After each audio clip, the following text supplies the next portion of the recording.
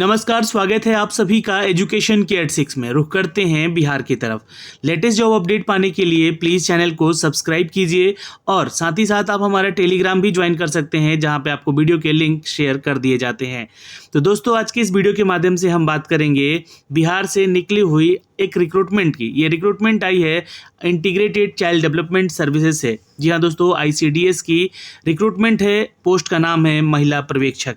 तो जो भी छात्राएं यहाँ पे आवेदन करना चाहती हैं, इस वीडियो को अंत तक देखेंगे। क्या है सिलेक्शन प्रोसीजर हम बताएंगे, और कहाँ से आपको आवेदन करना है, कौन कौन से डॉक्यूमेंट्स आपके लगेंगे, इन सब के बारे में सारा डिटेल आपको ऑफिशियल देंगे। लेकिन उससे पहले एक छोटी सी रिक्वेस्ट है कि अगर आप चैनल पे नए हैं तो BPSC गोल सेलेक्ट करें, अपने सब्जेक्ट को चूज करें और एक रेफरल कोड जो कि यहाँ से आपको दिया जा रहा है, जो कि मैंने डिस्क्रिप्शन में दे रखा है, इट्स जितेंद्र 10। आप इस रेफरल कोड का इस्तेमाल करें और यहाँ पे आपको किसी भी कोर्स पे मिल सकता है 10% का डिस्काउंट। आप सभी छात्रों को मैं कहना चाहूँगा, यहाँ पे BPSC एग्ज़ाम को तैयार रखने के लिए और तैयारी करने के लिए ही अनअकैडमी आपके लिए लेकर आया है इंडिया के बेस्ट लार्जेस्ट प्लेटफॉर्म। और यहाँ पे बिहार के टॉप एजुकेटर आपको 67वीं BPSC प्रारंभिक परीक्षा की तैयारी के लिए तैयार हैं, और आप भी ज्वाइन कर सकते हैं इन सभी सीरीज में। जैसे कि आप सभी के लिए वरुण सर और अभिमन्यु सर लेकर आए हैं बिहार GK सीरीज। वहीं पे अप्रैल 5 से शुरू हो चुकी है 67वीं BPSC की तैयारी। तो आपके पास अभी भी समय है।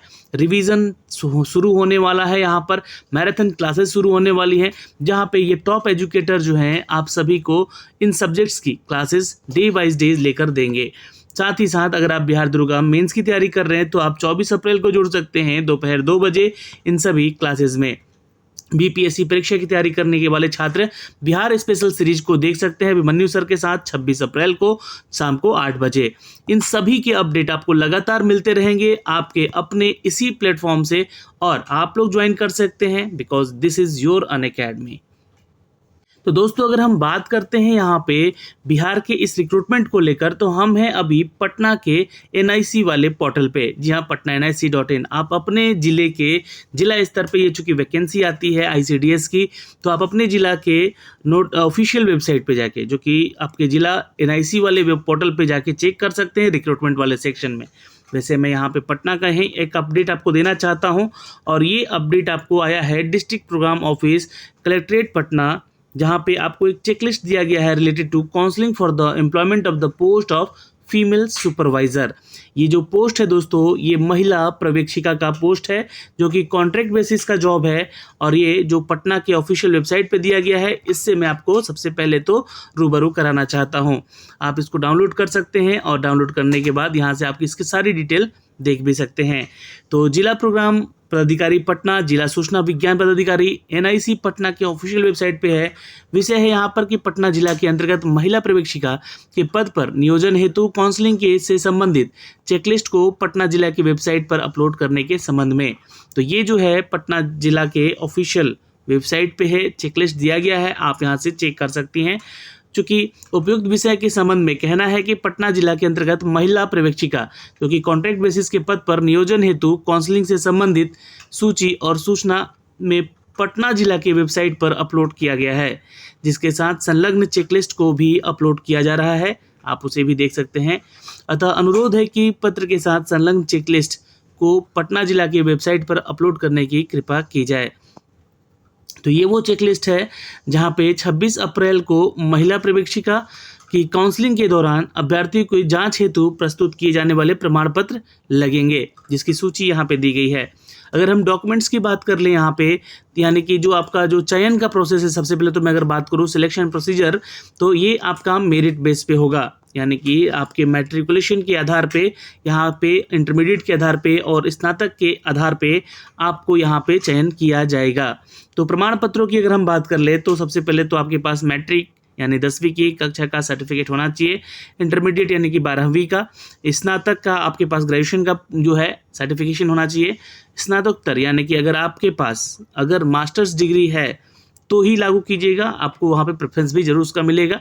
अंक पत्र अगर हम देखें तो मैट्रिक का सर्टिफिकेट लगे, मार्कशीट, इंटरमीडिएट का मार्कशीट, और स्नातक में पार्ट 1, पार्ट 2 और पार्ट 3 यानी कि आपके पास ये तीनों सर्टिफिकेट होना चाहिए। पास सर्टिफिकेट भी आपके पास होना चाहिए, यानी कि आप फाइनली पास कर चुके हैं, और अगर आपने मास्टर्स किया है तो उसका भी सर्टिफिकेट आप यहाँ पे लगा सकते हैं। आरक्षण से संबंधित जो प्रमाण पत्र लगेंगे यहाँ पे, जैसे कि जाति प्रमाण पत्र, अनुसूचित जाति अनुसूचित जनजाति हेतु क्रीमी लेयर रहित प्रमाण पत्र, जो कि पिछड़ा वर्ग अति पिछड़ा वर्ग के लिए लगता है यहाँ पे। आर्थिक रूप से जो कमजोर है छात्र, उनके लिए EWS का सर्टिफिकेट, और मूक बधिर दिव्यांगता या दृष्टि दिव्यांगता संबंधित प्रमाण पत्र, यानी कि PH कोटे से जो छात्र आते हैं उनका सर्टिफिकेट, और जो छात्र स्वतंत्रता सेनानी के पोता पोती या नाता नातिन हैं तो उनसे संबंधित उनका प्रमाण पत्र। तो ये आपके सर्टिफिकेट और लगेंगे इन सभी एजुकेशनल सर्टिफिकेट के साथ साथ।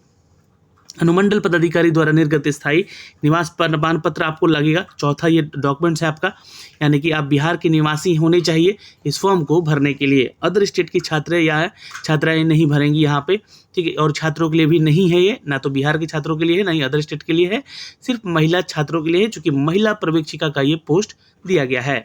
राजपत्रित पदाधिकारी के द्वारा निर्गत चरित्र प्रमाण पत्र यानी कि कैरेक्टर सर्टिफिकेट भी आपका यहाँ पे लगेगा। दूसरा दोस्तों, यहाँ पे 26 अप्रैल को महिला पर्यवेक्षिका की काउंसलिंग के दौरान अभ्यर्थियों के द्वारा जमा किए गए कागजात वो कौन कौन से होंगे, तो ऑनलाइन आवेदन की स्व अभिप्रमाणित छाया प्रति चाहिए उनको यहाँ पे, जो आपने ऑनलाइन आवेदन करते समय यहाँ पे डाला है। साथ ही साथ आप यहाँ पे सभी संबंधित प्रमाण पत्र की एक एक फोटोकॉपी यानी कि छाया प्रति भी आपकी लगेगी काउंसलिंग के दौरान। तो ये सारे जो डॉक्यूमेंट्स हैं, ये जितने भी हमने आपको बताए हैं, इसके लिए आप यहाँ पे छात्रा आवेदन कर सकती हैं, और ये सारे डॉक्यूमेंट्स जो चेकलिस्ट में आपको दिए गए हैं ये आप ले सकती हैं। आज की खबर दैनिक जागरण से भी इसका एक अपडेट दिया जा चुका है, और इसमें क्या कही गई है बातें, तो देखिए 55 पदों के लिए ये महिला पर्यवेक्षिकाओं का चयन प्रक्रिया शुरू हो चुका है। महिला पर्यवेक्षिका के लिए रिक्त पदों पर अनुबंध के आधार पर नियोजन के लिए मंगलवार को समाहरणालय सभा कक्ष में जिलाधिकारी डॉक्टर चंद्रशेखर सिंह की अध्यक्षता में जिला स्तरीय चयन समिति बैठक का आयोजन किया गया। इसमें नियोजन को लेकर 26 अप्रैल को सुबह 10 बजे से निर्धारित काउंसलिंग से संबंधित तैयारियों की समीक्षा की गई। यह काउंसलिंग हिंदी भवन स्थित समाहरणालय सभा कक्ष भूतल पर की जाएगी, यानी कि यहाँ पर आपका अपडेट लिया जाएगा, काउंसलिंग कराई जाएगी सुबह 10 बजे से 26 अप्रैल तक। यह काउंसलिंग हिंदी भवन स्थित समाहरणालय सभा कक्ष पटना में है, ये ध्यान रखिएगा। और जिला में आंगनबाड़ी केंद्रों के लिए प्रवेक्षण और अनुश्रवण के लिए महिला पर्यवेक्षिका के लिए 55 रिक्तियों के लिए यह नियोजन किया जाना है। बैठक में रोस्टर अनुमोदित कुल 55 रिक्तियों के विरुद्ध 3 गुना अभ्यर्थियों को काउंसलिंग के लिए बुलाया गया है, निर्णय लिया गया है। और काउंसलिंग में प्रमाण पत्रों की जांच 26 अप्रैल को सुबह 10 बजे से हिंदी भवन के भूतल सभागार में की जानी है।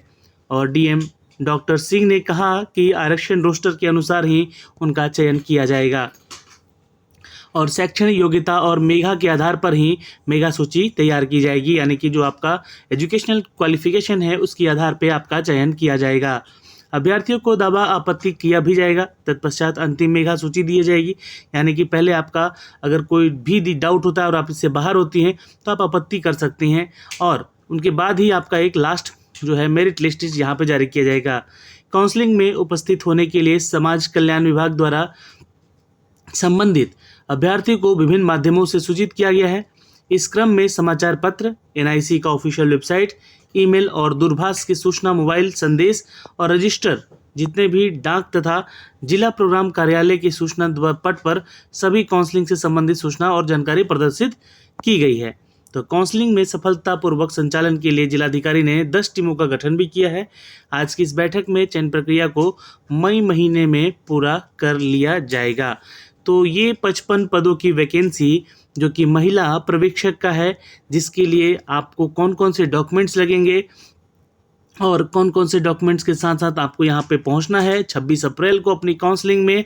और ये काउंसलिंग आपकी होगी, जी हाँ दोस्तों, इसके लिए आपको जहाँ पे बुलाया गया है ये सभागार है, और ये आपको 10 बजे सुबह से ये काउंसलिंग शुरू हो जाएगी। समाहरणालय सभा कक्ष भूतल पर ये आपको अपडेट किया जाएगा। तो मैंने आपको ऑफिशियल नोटिफिकेशन भी यहाँ से दिखलाया है, और साथ ही साथ चूँकि देखिए इसमें 3 गुना छात्रों को बुलाया गया है। टोटल जो रिक्रूटमेंट है 55 रिक्रूटमेंट है, जिसमें कि 165 अभ्यर्थियों को बुलाया गया है, और ये 3 गुना छात्राएँ हैं।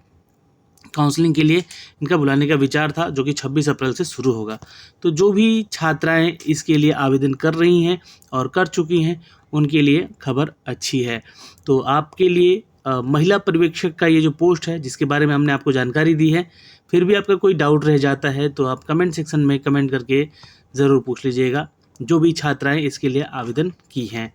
धन्यवाद।